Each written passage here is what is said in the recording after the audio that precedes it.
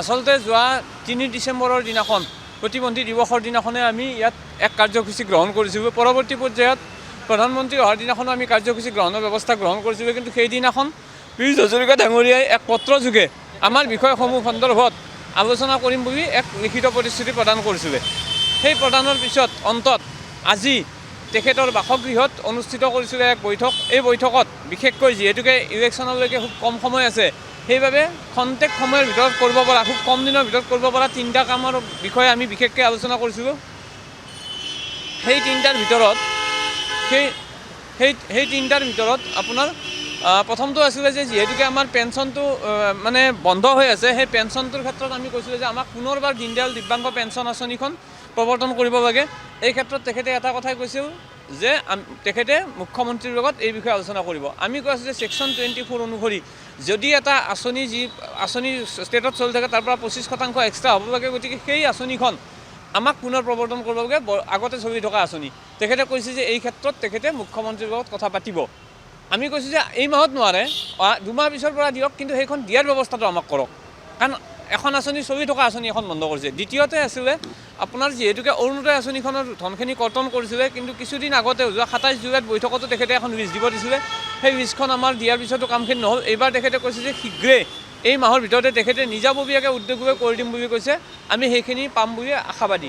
অন্ততঃ 2 মাহ 3 মাহ যিমান দিন অৰুণোদয় পায়, আমাৰ যিখিনি মানুহৰ বন্ধ হৈ গৈছে সেই অৰুণোদয়খিনি পাব বুলি আমি আশাবাদী, কাৰণ তেখেতে নিজাববীয়াকৈ এবাৰ গাঁত লৈছে। তাৰ পিছৰ কথাটো হ'ল স্কুলখনৰ ক্ষেত্ৰত, দৃষ্টিহীন উচ্চতৰ মাধ্যমিক বিদ্যালয়ৰ ক্ষেত্ৰত দৰমহাৰ ক্ষেত্ৰত নিয়মীয়াকৰণৰ ক্ষেত্ৰত আমি এটা পদক্ষেপ ল'বৰ কাৰণে তেখেতে কৈছে ইমিডিয়েটলি মই এই বস্তুটোত যিমানখিনি পাৰোঁ ষ্টেপ এটা ল'ম। বাকী বেকৱাৰ্ড পদৰ ক্ষেত্ৰত যিহেতু তেখেতে আমি কথাটো উত্থাপন কৰিছিলোঁ, আৰু গৃহ বিভাগৰ দৰে বিভাগসমূহত এতিয়াও যে 4%, য'ত পুলিচ আৰ্ম ফ'ৰ্চক বাদ দি যিখিনি আৰ্ম ফ'ৰ্চ থাকে, যিখিনি বহি থকা কাম, সেইখিনিত কিন্তু 4% আমাক দিয়া নাই। সেই কথাটো আমি উত্থাপন কৰিছিলোঁ। তেখেতে কৈছে যে বিভাগীয় বিষয়ালৈকে লিখিব, আৰু যিহেতুকে এইখিনি সময়ত বেকৱাৰ্ড কোৰ্চখিনি পূৰণৰ নাই, আমাৰ কিন্তু সদস্যসকলে এই বিষয়ে উত্থাপন কৰিছিলে, কিন্তু তেখেতে কৈছে যে এই বিষয়ত এই মুহূৰ্তত কৰিব পৰা অৱস্থাত নাই। গতিকে পৰৱৰ্তী পৰ্যায়ত যদি চৰকাৰ আহে তেতিয়া আমি চাম, কিন্তু শীঘ্ৰে তেখেতে এই যে পুলিচে যে 4% পোৱা নাই, এই বিষয়সমূহত আমাৰ যিখিনি বিভাগে দিয়া নাই এতিয়াও, সেই বিভাগসমূহলৈকে পত্ৰ প্ৰেৰণ কৰি তেখেতে আশ্বাস প্ৰদান কৰিছে।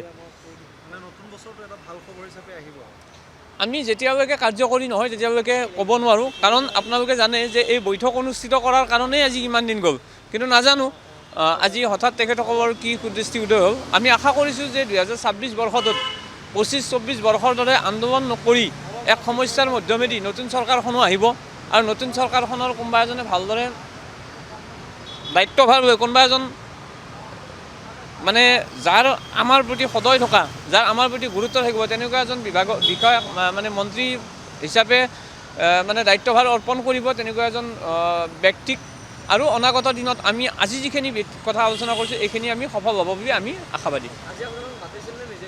নাই, মোক ইতিমধ্যে মানে যেতিয়া আমি আন্দোলন কৰিছিলোঁ আৰু যোৱা প্ৰধানমন্ত্ৰী অহাৰ দিনাখনো আমি কাৰ্যসূচী কৰিম বুলি আমি যেতিয়া ঠিক ঠাক কৰিছিলোঁ, তেতিয়া আপুনি চাবে গম পাব, এইখন হৈছে চিঠি। 19 তাৰিখৰ দিনাখন ৰাতি মোক তেখেতে এইটোৱে এটলিষ্ট ভাল পাইছোঁ যে তেখেতে অন্ততঃ কোনো অফিচাৰৰ দ্বাৰা নহয়, পীযুষ হাজৰিকা ডাঙৰীয়াই নিজাববীয়াকৈ এইখন পত্ৰ মোলৈকে প্ৰেৰণ কৰিছিলে। এইখন পীযুষ হাজৰিকাৰ পত্ৰ, আপুনি যদি দেখাব পাৰে, এইখন পীযুষ হাজৰিকাৰ পত্ৰ।